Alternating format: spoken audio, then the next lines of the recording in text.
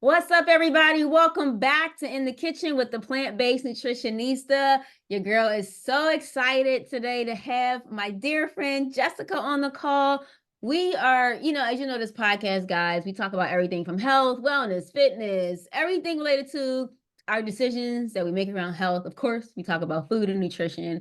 And so we are not going to disappoint today. March is Nutrition Month. And Jess and I were chatting the other day, and I thought it would be really great to bring her on to just bring you guys into some of the conversations that I have around my kitchen table. So Jessica is here today. She is also like a super amazing public health person, just like me. We love healthcare. And so I'm going to stop talking and I'm going to say, welcome again, Jessica. Tell us a little bit about yourself, and then we'll dive right into our topic for today. Hey, it's great to be here, Ethel. I have a huge interest in health and encouraging people to live their best lives by nourishing their bodies properly. And so, super happy to be here today to talk to you about the ketogenic diet. Woo woo! Yes, so there it is. Spoiler alert: we are talking about the ketogenic diet. I have a lot of people that call me all the time, or they'll inbox or pull me to the side. So, what about the keto diet? I'm doing a keto diet because it just works for me, and I'm like, are you being supervised by a physician? There's just so much that goes into this. So let's just start from the very beginning for our viewers. Some who may have never heard of the ketogenic diet, others who have an idea of what it is, and people who may actually know a lot about it. Let's just start from the basics. Like, what is the ketogenic diet? Yeah, so the ketogenic diet is a high fat, moderate protein, low carbohydrate diet. This was initially developed for people who suffer from epilepsy back in the 1920s. And in recent years, just as low carbohydrate diets have gotten more popular for weight loss, I think we've seen a lot of people jump on board with this diet and try to use it for that. And so the way that this works is that, let me start here. Your body's first and preferred uh, nutrient that it wants to use is glucose. You mainly get that from carbohydrates. But with a restrictive diet like the ketogenic diet and the high fat consumption, you get a lot less glucose, very little. And so your body is mainly running on fat. Um, Without glucose in your system, your body eventually starts mobilizing glucose from your liver and your muscle. Once it depletes that, it starts breaking down fat in your body. From the fat that it breaks down, it develops ketones, and then your body starts running on that. Um, so, a lot happening there. Definitely a lot happening there. And that, I think you hit the nail on the head. Like, the body's primary preference, the way the body is designed, it thrives off of carbs. Like, that's the preferred energy source, the preferred nutrient. And fat is usually like almost a last resort. Now we know that it's a part of it, but if your body had to choose, right? It takes how many, like, let's go a little detail form. How many calories to burn a carb versus a fat? So carbohydrates, it's 4 calories per gram. Fat Right. is 9 calories per gram. There you go, guys. So let's not make our body work hard. And yes, I'm playing with my video settings. Let's not make our body work harder than it needs to. So carbs is where it is because we know, like, a lot of, I guess if we just dive a little bit into the biochemistry of it, people will say like, oh, it's a carb, it's going to be sugar anyway. Well, yeah, yes, but is what I'll say to that. There's complex carbs that do really amazing things for our gut, which we're not really going to go into today. But then, it's such a cofactor for so many different reactions that our bodies go through to just help us thrive, to have our muscles be strong and moving and stuff. And so we tell people, in our industry to always try to go with healthy carbs. So I Mm-hmm. know we're talking about keto, but I think this is a nice segue to talk about processed carbs versus whole plant carbs, Mm-hmm. unprocessed carbs. Just tell everybody, what the difference is between processed, carbohydrates and kind of how we should, which is where we need to really watch how much we're eating versus the unprocessed whole plant version of carbs and all that jazz.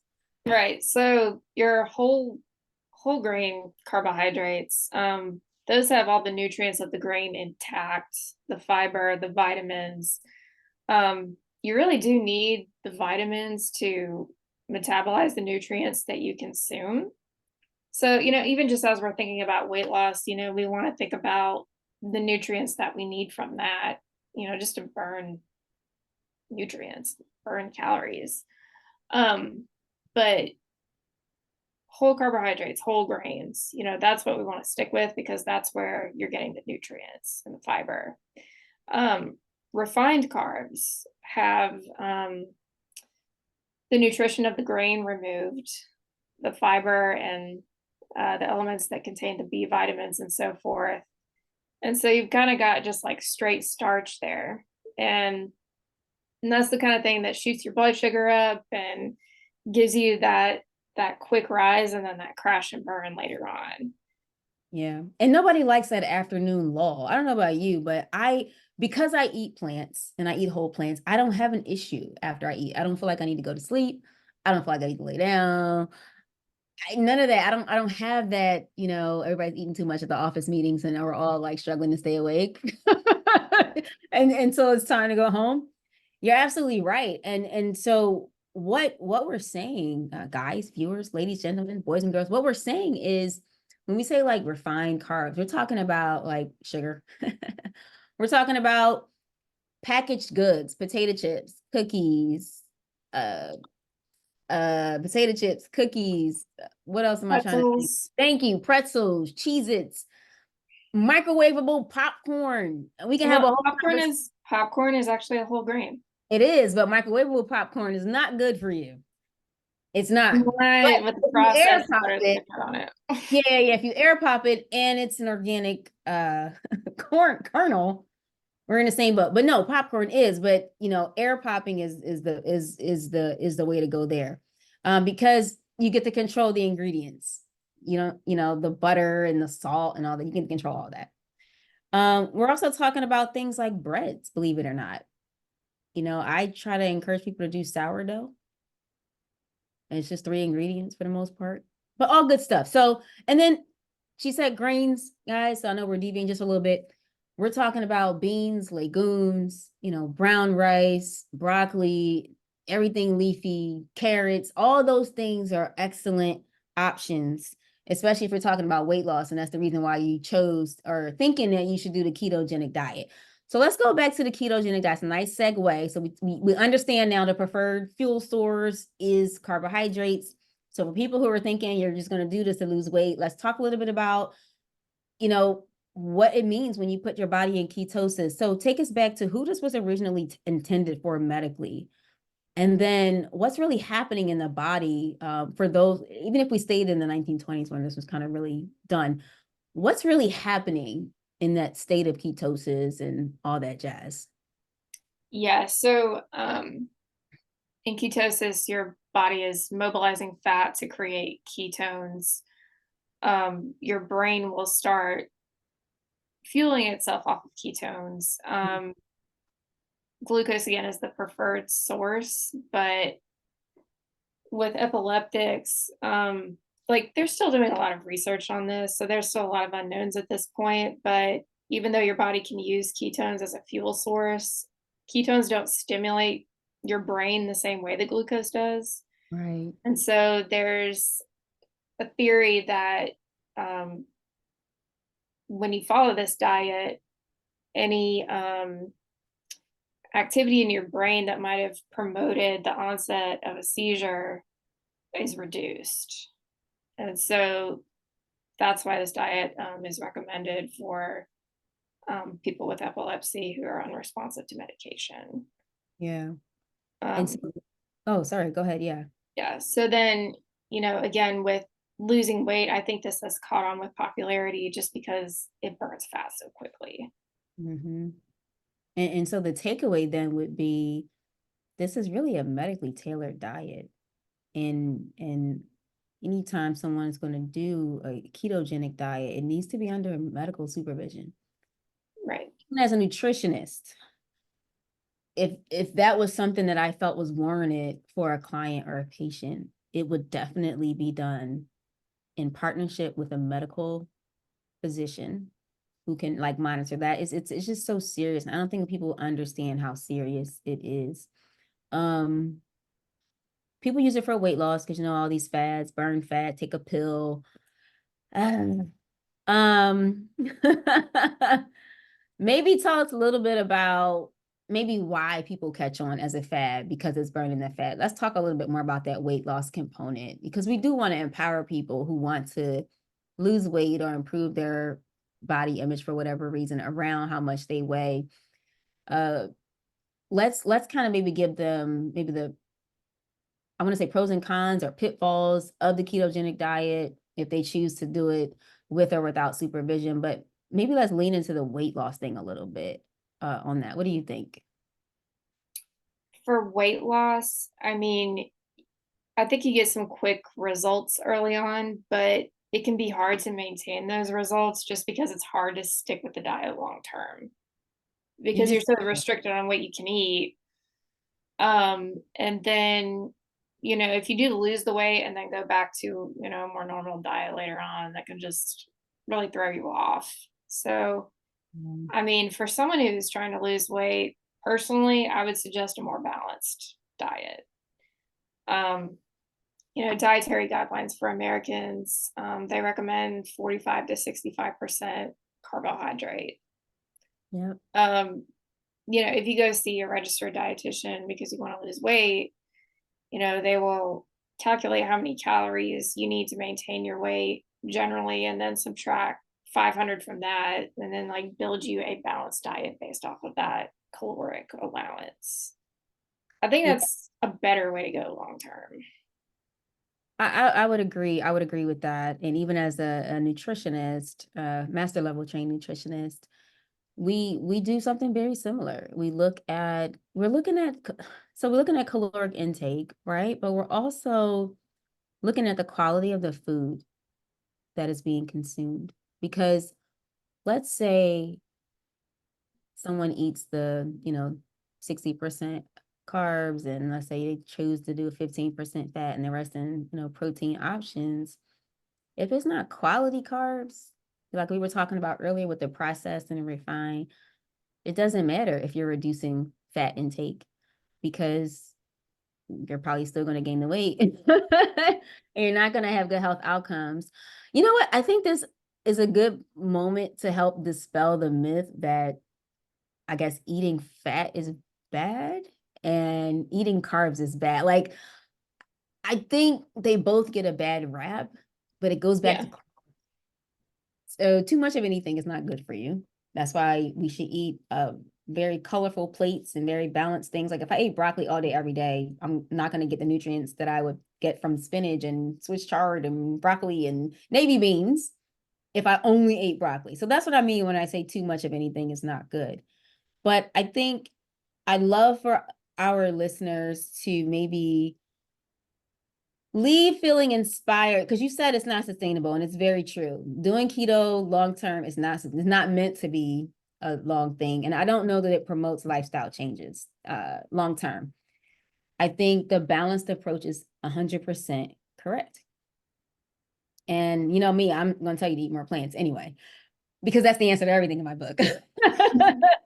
It is, but I think that's the better approach in my opinion. I think you'll see, comparable, if not better gains faster, fueling your body with the nutrients that it needs. So the vitamins, the minerals, the antioxidants, the phytochemicals and phytonutrients that are like, cleaning up a lot of stuff in our bodies and helping us pass things out when we go to the bathroom. Like that's the benefit of sustainable change. And then it's easier to stick to over time because Right. I know one person who did keto and he was under medical supervision, but I felt like he was always hungry because Yeah. carbs, you need the balance in that. So what are the pitfalls to consider and some things people might take into consideration before they start the ketogenic diet, or even as they broach the conversation, if they feel like this is what they need with their physician or nutritionist or dietitian? What are some of the things they should have in mind? If they have any chronic diseases to start with, diabetes, chronic kidney disease, liver disease, that's definitely all something to take into consideration. If you have high cholesterol, this diet can amp up your cholesterol because it has such a high consumption of fat. Those are two really big things. Yeah, I actually forgot about that. Just the cholesterol thing. You're absolutely right. Like, especially if you have high cholesterol or high blood pressure or any type of diseases at heart, you kind of want to avoid oil. And, a lot of the unhealthy fats are already inflamed or already oxidized. So when you consume them, you're just really adding insult to injury. That's a really good call out. I don't even think I've ever took time to make that connection because I don't specialize in the ketogenic diet. I just would always tell people to eat more plants. So this conversation is really, really good for me too, to keep that in mind.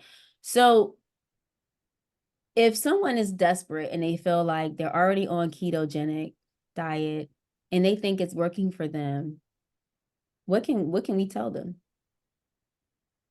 And I know it's tough. We're not their clinician, but I'm just curious, like if one of our friends came to us like, but it works for me. Like, what do we say to I think that? I would say stay on point with getting your physicals and seeing your doctor. Um, get your cholesterol checks, make sure you're not deficient on any vitamins. Hmm. That's the advice I would give. Yeah, I would concur. I would say, okay, well, if it's working for you, yeah, you definitely want to just continue to be lockstep and key with your medical doctor on that one. That's such a, it's not complicated, but it's a complex diet to be on biochemically. And again, unless there was a medical necessity for it, that's not something I would be prescribing to my clients. Yeah.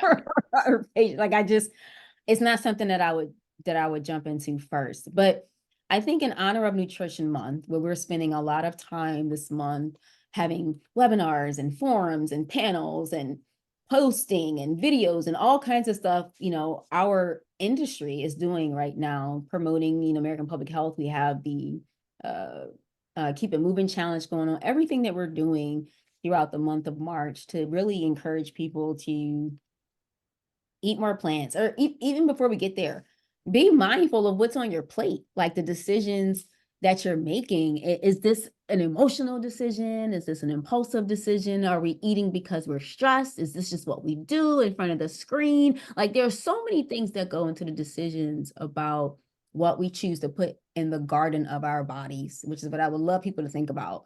What are you putting in your garden? Whatever you put in your garden, it's what's going to grow.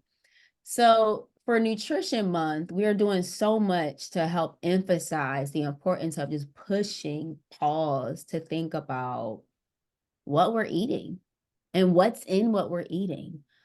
What could we collectively, maybe you and I, tell our listeners or encourage them about reading a label or just pushing pause? Like, what can we leave them with to maybe just take a step back to think about before they jump on a diet like keto or any other fad that comes out? Like, what is, I guess, one other thing we can do this month to help get that message out to our viewers? Well, portion size is always a big thing. I think a lot of people overestimate what a portion size actually is. On the label, it's like maybe half a cup, but maybe the average person takes like 2 cups at a time.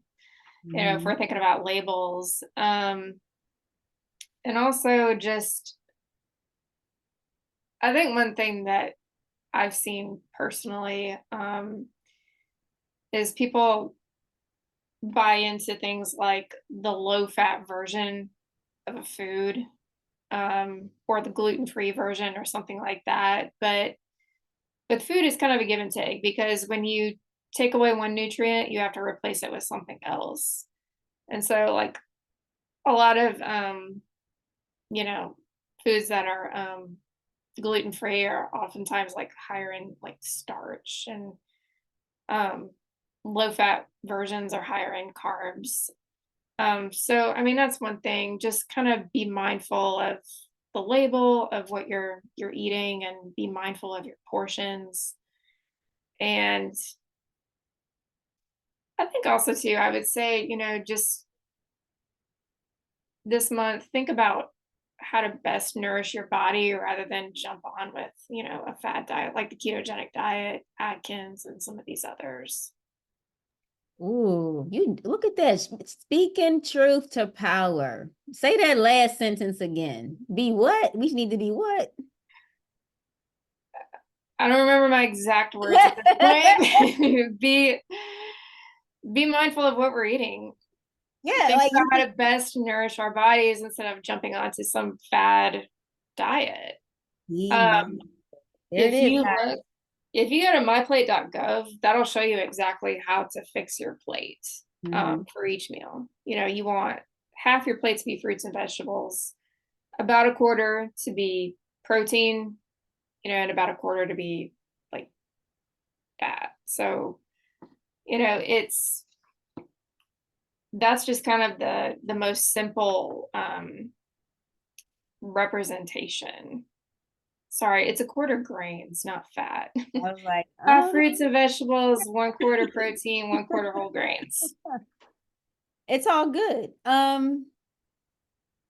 That's it. You're speaking truth to power there, to be mindful of jumping onto fad diets because the commercials, create the energy and excitement. And then, you got to call now, like just push pause. Because if it really worked, here we are 20, 40, 50 years later, and we're still having the same commercials, and people are not realizing results because it's not sustainable. And I think My Plate is a good place to start. That's just about to open up a whole nother can of worms about, I think we're the only country that has dairy as an actual food group, and it's really a nutrient when you think about it, because it's the reproductive fluid of another animal. But anyway, we're not going to go there today. Yes. So when there is a, and I don't subscribe to veganism because that's a lifestyle, but there is like this whole plant version of the, not only the food pyramid, but the My Plate, where it's like maybe like 75% like fruits and vegetables, and then the other 25% are like your whole grains and your legumes, your protein option, your whole plant protein options. So people have options, whether they are eating plant eaters or they're meat eaters, they have options. And one of the things we like to say is to, especially if you have health goals and weight loss and things like that, just consider consuming meat as a condiment so that you can get all the nutrients possible through the vegetables, legumes, the grains, things like that, because that's where it comes from. That's where you get antioxidants from. You don't get anything phyto in something that has a mom or a dad, whether it's land or coming out of the water. So yes, the goal is to eat more fruits and vegetables. And I love you talking about mindfulness. And I think we live in a society where we just move so fast that it's just, oh, let me just get this real quick. But really think about how you feel after you eat. Like, do you really feel like you can take on the day and conquer the next task? Was it even really, was it a calorie dense food that had no nutrients in it? Right. Like, I just want people to think about that. Yeah. The French fries or the burger. Like, how much vitamin A are you getting out of it? I just want These are the questions to think about. to know. One thing I would add in there is that, even with fad diets, there's always people out there trying to sell you some idea to make money, because weight loss is such a huge industry. Billion And dollar. so, us being mindful about what we're eating, before we submit to some kind of diet that somebody's trying to sell, I mean, that's really important. Very important. I think some of the ones too that have kind of survived the test of time is because they focused on portion control. And I want to say, and I'm not endorsing any of these. Let me be very clear. I'm not endorsing these, but I want to say Jenny Craig comes to mind, who's still hanging in there. And we're talking 20, 30 years. They've been there. And there's one other one, and I begin to think about like why did they survive? Why are people still subscribing to them? And it's portion control. Yeah. Are you And thinking about Weight Watchers? thank you. That's the other one, Weight Watchers. It's portion control. And I'm sure they're doing some other things, you know, to around the customer experience with that. That's helping that. But when I really started to look at who has withstood the test of time, that's what comes back. Those two just stand out. You know, they figured out how to get you to eat less and be happy about it. And the thing about eating more plants is you can eat as many plants as you want. There's no calorie counting eating more plants. I love to tell them, like, what? You don't I have to think calorie count. fruits, I think at least vegetables are a 0 point food on Weight Watchers, last time Mhm. I checked. But Really? Oh, yeah, that's no, that should be, right? yeah. You don't have to calorie count. I mean, I look at what I consume to make sure that I'm hitting energetic requirements. So that's where the beans and legumes and the grains come in, and things like avocado, some of those denser, meatier fruits and vegetables, you know, potatoes or beets. Like I'm going to be roasting some beets tonight. I can't wait. You know, you'll get a little bit more bang for your buck there, but you know, really in honor of Nutrition Month, I would be comfortable saying before you keto, eat some more plants, reach out to me. And let's see if you've had the necessary conversations with your doctor, because there is a way. And you know, if it's really about weight loss, let's talk about all the other factors in your life that make it challenging for you to own your health in a way that yields positive health outcomes through weight, you know, how much you weigh or your body image or your markers from your blood work. You know, let's do a deeper dive. Like that's what health coaching does, at least nutritional health coaching that I do. That's what it does. We look at everything because to your point, ketogenic is not sustainable, and it's not intended to be a lifestyle. It's intended for a short, very defined short period of time under strict medical supervision to accomplish a goal. And let's move on to the next thing that's more sustainable. So I think you're right. We've got to help people with their mindsets, and I think that's where it starts. I agree. Yeah. Especially if someone is struggling with any, stress or emotional challenges that are making them eat more. I've seen a lot of people tell me that, that it's stress and kind of these external factors that have nothing to do with food itself that make them want to eat more. And that's exactly it. You know, stress is a good one, because your body's going to associate the crunch or the salt, anything to bring it satiety, to like bring it down. So that's why a lot of times we run to chocolate or potato chips or those greasy foods, because it's a comfort, but it's not serving us well. And you definitely nailed it by saying that. There, can we just discuss the elephant in the room? There are very real mental health concerns and emotional health concerns for a lot of people that lead them to be over nutritious, is what we like to say. And that leads to so many things, whether it's weight gain or diabetes or heart disease, such as high blood pressure or high cholesterol, or, you know, angina, which is chest pain, or stroke, which is when you have high cholesterol and a little piece breaks off and runs to your brain and blocks the arteries up there, and boom, we got stroke. Like it's so much bigger, right, than that. Then I think the ketogenic diet is a symptom, you know, or a band-aid on a bleeding situation for those who don't have the medical issues that even require ketogenic diet. And I always like to say every day is mental health day, not just the month of May. You know, even though we're talking about nutrition in the month of March, every day is nutrition day for me, because it's a very real thing. Like the people that I talk to, the people who reach out to me, the stories they're starting to sound so similar, and they always go back to the skill of cooking, creating a recipe, and then time.